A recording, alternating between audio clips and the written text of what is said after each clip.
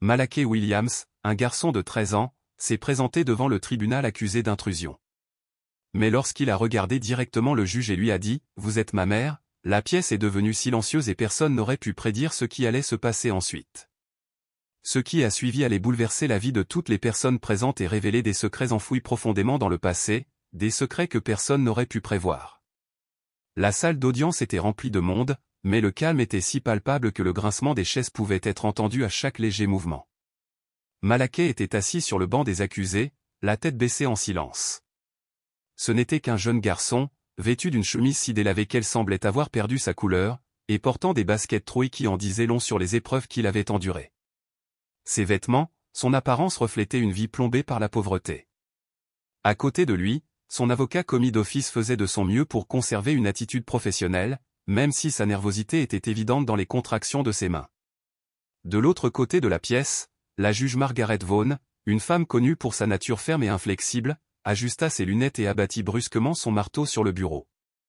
Le son résonna dans la pièce, attirant immédiatement l'attention de tous. À 53 ans, la juge Vaughn s'était bâtie une réputation de juge pragmatique, connue pour son strict respect de la loi. Elle était juste, mais ses décisions étaient souvent sévères et inébranlables. Pourtant, ce jour-là, quelque chose dans l'atmosphère semblait différent. L'avocat de la défense commença à parler, sa voix essayant de rester stable.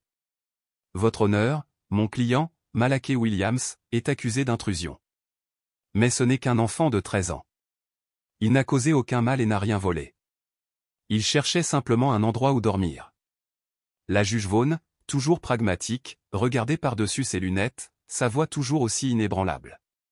« Monsieur Rainer, la loi existe pour protéger tout le monde, y compris les propriétaires. Nous ne pouvons pas simplement ignorer cela parce que le garçon est jeune. Il y a des conséquences en cas de violation de la loi. » Pendant ce temps, Malakai restait silencieux, ses doigts tripotant nerveusement l'ourlet de sa chemise. Puis, enfin, la juge Vaughn s'adressa directement à lui, d'une voix basse et sérieuse. « Malakai, comprenez-vous pourquoi vous êtes ici aujourd'hui? Comprenez-vous ce que signifie entrer dans la maison de quelqu'un sans autorisation ?» Lentement, Malakai releva la tête. Ses yeux étaient écarquillés avec un mélange de peur et de vulnérabilité. Il déglutit difficilement, puis murmura « Je voulais juste un endroit où rester. Je n'allais rien prendre. J'avais juste besoin de me sentir en sécurité. » Une vague de murmures parcourut la salle, mais la juge Vaughn leva la main, faisant taire la foule d'un simple geste. Malgré son expression sévère, quelque chose dans la voix de Malakai a touché une corde sensible en elle, lui tirant le cœur d'une manière qu'elle n'avait pas prévue. La sécurité ne justifie pas l'entrée dans la maison de quelqu'un sans autorisation, a-t-elle poursuivi d'un ton inébranlable. Il existe des refuges et d'autres institutions qui peuvent vous aider.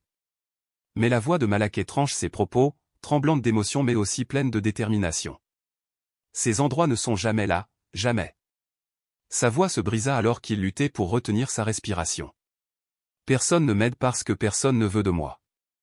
L'avocat de la défense a tenté d'intervenir, mais les paroles de Malakai se sont répandues sans relâche, ses yeux brûlant désormais d'un mélange de colère et de désespoir.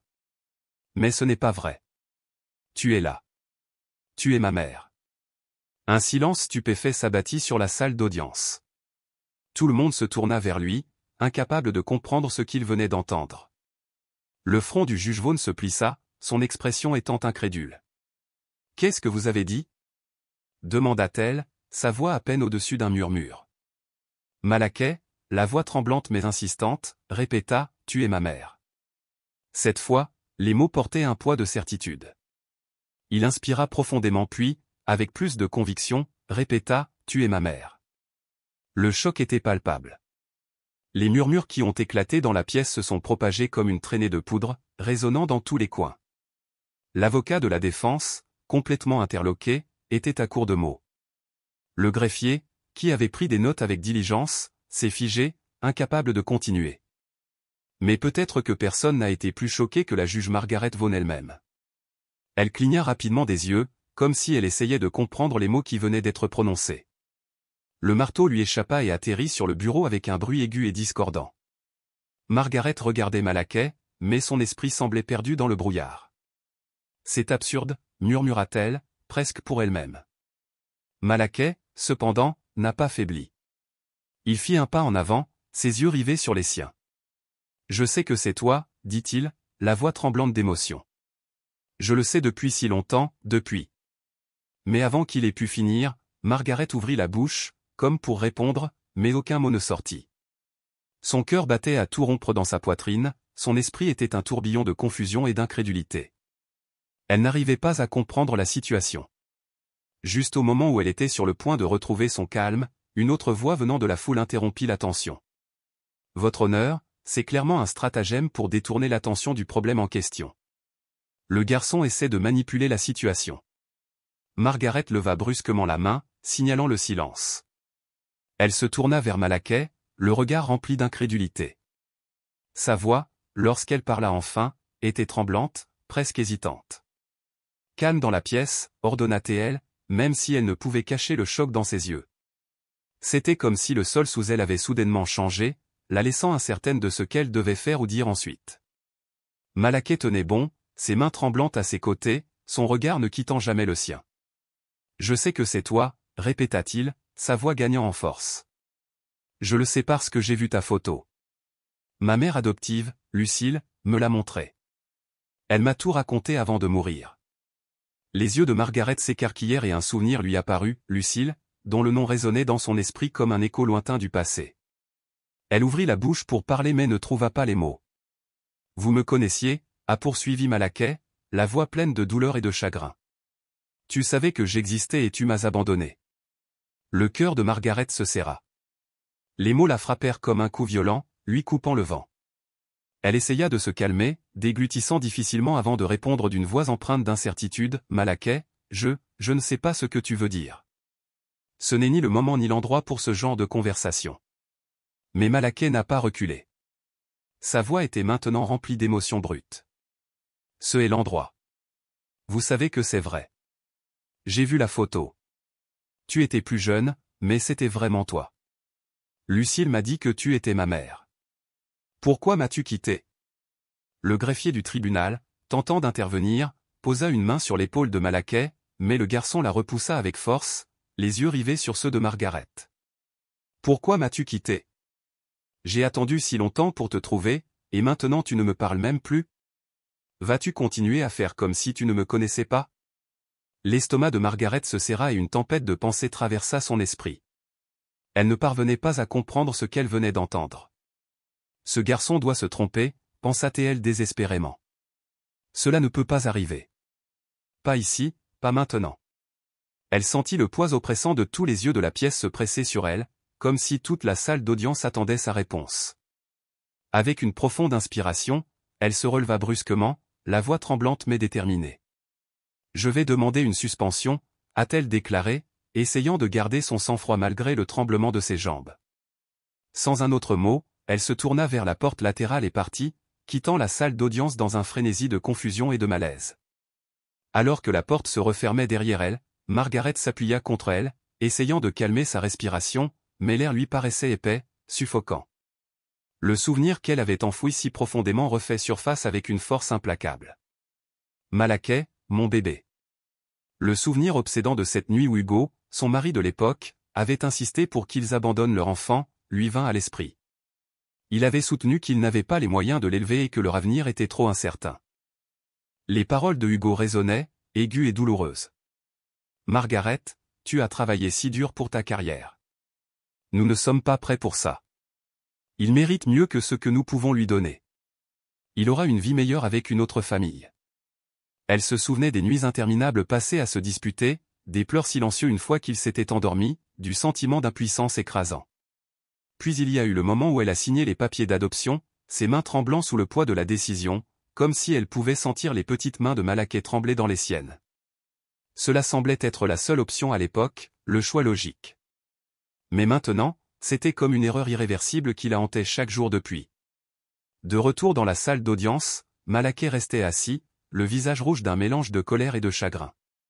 Ses mains agrippaient fermement ses genoux, la douleur du moment étant plus profonde que n'importe quelle blessure physique.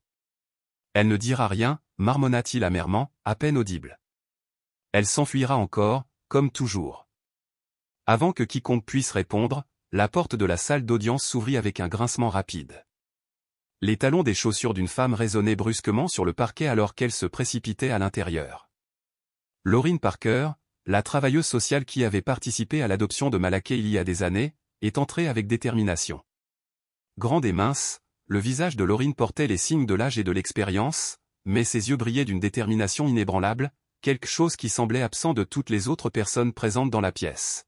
« Malakai » dit-elle, sa voix coupant la tension alors qu'elle s'approchait directement de lui.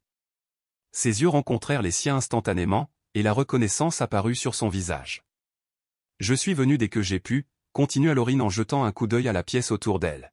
« Je ne m'attendais pas à ce que les choses se déroulent ainsi, mais je pense qu'il est temps que la vérité éclate enfin. » Le front de Malakai se plissa, sa confusion évidente. « Qui es-tu » demanda-t-il, la voix tendue. « Je m'appelle Laureen Parker. J'ai participé à ton adoption alors que tu n'étais qu'un bébé, a-t-elle expliqué avec une autorité tranquille. Et je pense que je peux aider à faire la lumière sur des choses qui vous ont été cachées. » L'expression de Malakai oscillait entre l'incrédulité et l'espoir. Sa voix tremblait alors qu'il demandait « Tu savais tout ce temps ? Tu savais qui elle était ?» Sa poitrine se serra comme si le poids de la révélation l'étouffait. Laureen soupira, son regard s'attardant sur la porte par laquelle Margaret était sortie, une lueur de chagrin dans les yeux. « Oui, je savais, admit-elle doucement. Mais ce n'était pas à moi de te le dire. Margaret, ta mère, elle a pris la décision qu'elle pensait être la meilleure à ce moment-là. Mais ce n'était pas juste pour toi. Alors pourquoi personne ne me l'a dit ?» La voix de Malakai se brisa, sa douleur désormais visible dans chaque mot. « Pourquoi personne ne m'a dit la vérité ? Je ne l'ai découvert que trop tard. Ma mère adoptive est décédée, et maintenant elle est là, et elle ne peut même pas me regarder. » Laureen s'approcha doucement de lui, posant une main sur son épaule. « Malakai, je sais que c'est accablant, mais tu mérites des réponses, et Margaret doit te les donner. Il est temps pour elle de faire face à ce qui est caché depuis bien trop longtemps. » Pendant ce temps, juste à l'extérieur de la pièce, Margaret était toujours plaquée contre la porte, incapable d'échapper aux voix qui la suivaient. Ses jambes étaient faibles, mais il était impossible de revenir en arrière. Les années passées à se cacher, à éviter la douloureuse réalité, la rattrapaient enfin. Les promesses que Hugo avait faites, les mots qu'il avait utilisés pour la convaincre d'abandonner son enfant s'écroulaient sous le poids de la vérité. Elle passa sa main tremblante sur son visage, essayant de calmer son cœur qui battait à tout rompre. Il n'y avait plus de course. Finalement, rassemblant le peu de force qui lui restait, Margaret poussa la porte. Tous les regards se tournèrent immédiatement vers elle, la pièce tombant dans le silence. Elle prit une inspiration lente et régulière avant de s'adresser à Malakai et Laureen. « Nous devons parler dans un endroit plus privé, » dit-elle d'une voix calme mais ferme. Malakai hésita un instant, le regard fixé sur elle, pesant ses options. Laureen posa une main réconfortante sur son épaule, sa voix douce mais résolue. « Allez-y, Malakai. Vous méritez d'entendre la vérité. » Après une longue pause, il hocha lentement la tête et suivit Margaret alors qu'elle les conduisait dans un couloir étroit jusqu'à une petite pièce nichée au fond de la cour. La porte se referma doucement derrière eux. Margaret tira une chaise et s'assit, croisant les mains sur ses genoux, ses yeux vacillant vers le sol avant de rencontrer ceux de Malakai. « Je sais que tu es en colère, et tu as parfaitement le droit de l'être, » commença-t-elle, la voix basse et remplie de regrets. « Vous méritez des réponses, et je vous le dois beaucoup. Je ne sais tout simplement pas par où commencer. » La voix de Malakai se brisa lorsqu'il demanda « Pourquoi m'as-tu abandonné ? N'étais-je pas assez bien pour toi ? C'était ça ?» Margaret ferma les yeux, son cœur lui faisant mal alors que ses paroles semblaient la frapper physiquement. Elle les rouvrit et croisa son regard, les yeux remplis du poids d'années de regrets. « Ce n'était pas toi, dit-elle, la voix tendue. Tu n'as jamais été le problème. Le problème, c'était moi. Quand tu es né, je n'étais pas prête à être ta mère. J'étais jeune, je commençais juste ma carrière, et Hugo, il m'a convaincu que t'abandonner était la bonne chose à faire. Il m'a dit que nous ne pouvions pas t'offrir une belle vie, qu'une autre famille te donnerait l'avenir que tu méritais. Vous l'avez choisi plutôt que moi, répondit Malakai, la voix remplie d'une amertume crue. Vous avez choisi votre carrière. Vous l'avez choisi plutôt que moi. Laureen, qui regardait tranquillement l'échange, prit la parole. Malakai, je sais que c'est difficile à entendre, mais ces décisions ne sont jamais simples. Margaret, tu dois être honnête avec lui. Il mérite de tout entendre. Margaret hocha la tête, le visage marqué par la douleur. J'ai signé ces papiers parce que j'avais peur. Peur de t'échouer. Je me suis dit que je te donnais une chance d'avoir une vie meilleure, mais au fond, je savais que je m'enfuyais. Je vis avec ce regret chaque jour. Et te voir ici, t'entendre parler. Je sais que j'ai fait une erreur. Le silence qui a suivi était chargé d'émotions, l'air chargé de paroles non dites et d'un passé qui ne pourrait jamais être défait. Malk prit une profonde inspiration, comme s'il essayait d'absorber le poids des mots qu'il venait d'entendre. Sa voix, bien que calme, portait le poids d'années de désirs et de questions non résolues. Lucille m'a parlé de toi, commença-t-il, le ton chargé d'émotion. Elle a dit que tu étais jeune, que tu avais peut-être tes raisons, mais elle n'a jamais compris pourquoi tu n'es jamais revenu pour moi, pourquoi tu n'as jamais essayé de me retrouver. Les yeux de Margao brillaient de larmes contenues et elle secoua la tête, comme pour essayer de nier la douloureuse vérité. Une larme glissa silencieusement sur sa joue. Je pensais que c'était trop tard, murmura-t-elle, la voix empreinte de regret. Vous aviez une famille, une vie, et je ne voulais pas revenir et tout perturber à nouveau. Après ma séparation avec Hugo, tout est devenu encore plus difficile à affronter. Alors je me suis caché derrière mon travail. C'était plus facile de faire semblant d'avancer, mais au fond, je ne l'ai jamais vraiment fait. La voix de Malk s'éleva avec un mélange de colère et de souffrance. Savez-vous combien de fois je me suis demandé ce que j'avais fait de mal? Rétorqua-t-il. Combien de fois je me suis regardé dans le miroir, essayant de comprendre pourquoi personne ne voulait de moi. Je n'ai jamais eu de famille. J'ai été renvoyé d'une famille d'accueil à une autre, toute temporaire, aucune durable. Et maintenant, te voilà en train de me dire que tu viens de m'abandonner. Margao posa doucement sa main sur son front, comme pour essayer de soulager la douleur que les paroles de Malk lui avaient infligée. Elle ferma brièvement les yeux, comme si elle cherchait la force de répondre. Je suis vraiment désolée, murmura-t-elle, sa voix à peine au-dessus d'un murmure. Je suis désolée pour tout, de ne pas être là, de ne pas être assez fort. Laurine, qui observait tranquillement l'échange, s'avança. Elle rencontra leurs deux regards avec une expression calme mais insistante. Margao, dit-elle doucement mais fermement, tu ne peux pas changer le passé, mais Malk est là maintenant. Il a besoin de plus que des excuses. Et Malk, je connais la douleur que tu as portée, et cela ne l'efface pas, mais c'est peut-être le début de quelque chose de nouveau. Malk regarda Laurine pendant un long moment, puis se tourna vers Margao. Son regard était incertain, comme s'il voulait croire ses paroles mais craignait la possibilité d'être encore plus blessé. Voulez-vous commencer? Demanda-t-il, sa voix à peine audible, mais chargée de sens. Veux-tu essayer d'être ma mère maintenant?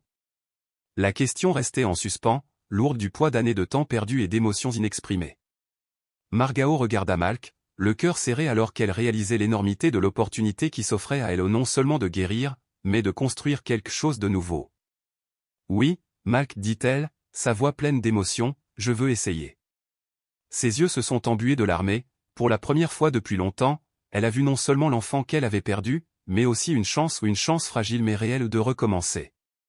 Le chemin à parcourir n'a pas été facile. Margao le savait.